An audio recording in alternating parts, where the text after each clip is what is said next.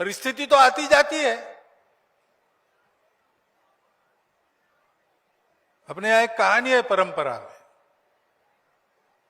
कि राजा जनक रात को सो गए और सपना देखा।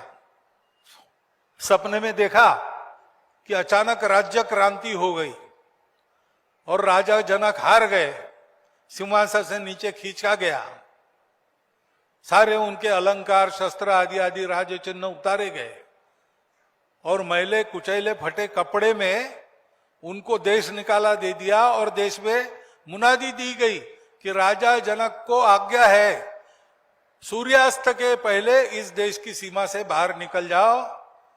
जब वो ये करेगा तब उसको पानी भी किसी ने पिलाना नहीं, जो उसकी मदद करेगा उसको मारेंगे, और सूर्यास्त के बाद ये राज्य में मिला तो इसको भी मारेंगे। तो कैसी दुर्गति हुई होगी।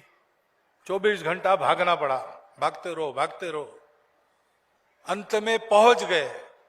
कोई खाना किसी ने दिया नहीं, पानी किसी ने पिलाया नहीं, थके हारे धूल से सनी शरीर को लेकर सीमा के पार एक अन्न छत्र उन्होंने देखा। रात को 10-11 बजे पहुंचे और अन्न छत्र के प्रमुख को कहा कि भूखा हूं, कुछ दीजिए। तो उन्होंने कहा भैया ये तो अन्न छत्र ही है, भूखों को खिलाने के लिए ही है, लेकिन तुम आए ऐसे वक्त हो सब समाप्त हो गया, कुछ भी नहीं, बर्तन धोने के लिए चले गए। अब वहां जाके देखो भात के बर्तन में कुछ भात लगा होगा, खुरच कर ले लो।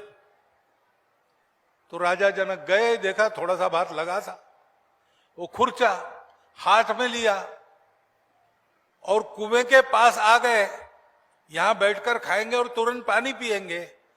बैठ गए तो रात को एक चील घूम रही थी। उस चील ने वो चावल के दाने देखे, उसने झपट्टा मारकर राजा जनक के हाथ से वो खुरचन भी निकाल के ले उड़ गई। राजा जनक हताश होकर जोर से चिल्लाए, क्षुब्ध होकर चिल्लाए और जग गए। देखते हैं तो महल में है, नरम नरम बिस्तर है, इनकी चिल्लाहट सुन के सब नौकर जमा हो गए। कोई पानी पिला रहा, कोई पंखे से हवा झुला रहा, क्या हो गया महाराज पूछ रहे। थोड़ी देर में राजवैद्य आए, नाड़ी वाड़ी देखने लगे। तो राजा जैन्य ने कहा कि अभी तो मैं इतना भूखा, सब प्रकार से हताश होकर निराशा से चिल्लाने वाला था, यहां तो कुछ भी नहीं है। वो भी मैं अनुभव कर रहा था, ये भी अनुभव कर रहा हूं। वो अनुभव सच है कि अनुभव सच है? तो राजवैद्य ने पूछा कैसे है महाराज? तो कहा ये बताइए वो सच है कि ये सच है? राजवैद्य को कुछ समझ में नहीं आया। उन्होंने आसपास दासियों को कहा क्या बोल रहे महाराज, उनको भी समझ में नहीं आया। अब जो आवे राजा को देखने के लिए, राजा उसको एक ही प्रश्न पूछे, वो सच है कि ये सच है? उसको कुछ समझ में ना आवे। लोगों को लगा पागल हो गया राजा, क्या हो गया पता नहीं।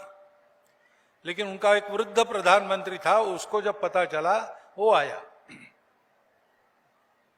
उन्होंने कहा ऋषि याज्ञवल्क्य को बुलाओ, वो उत्तर देंगे इनका।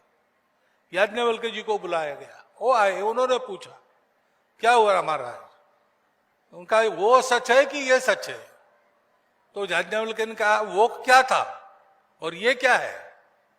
तो राजा ने वर्णन किया, स्वप्न का वर्णन किया और स्थिति का वर्णन किया।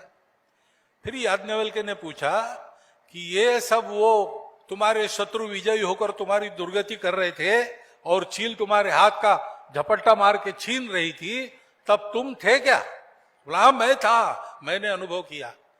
तो बोले अब ये कुछ नहीं है, सब प्रकार के सुख हाथ जोड़कर तुम्हारे लिए हाजिर है, तब तुम हो कि नहीं?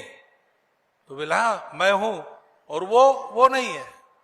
तो बोले जब ये था तब वो नहीं था, वो था तब ये नहीं था, ये असत्य है। लेकिन वहां भी तुम थे, यहां भी तुम थे, तुम सही हो, तुम हो।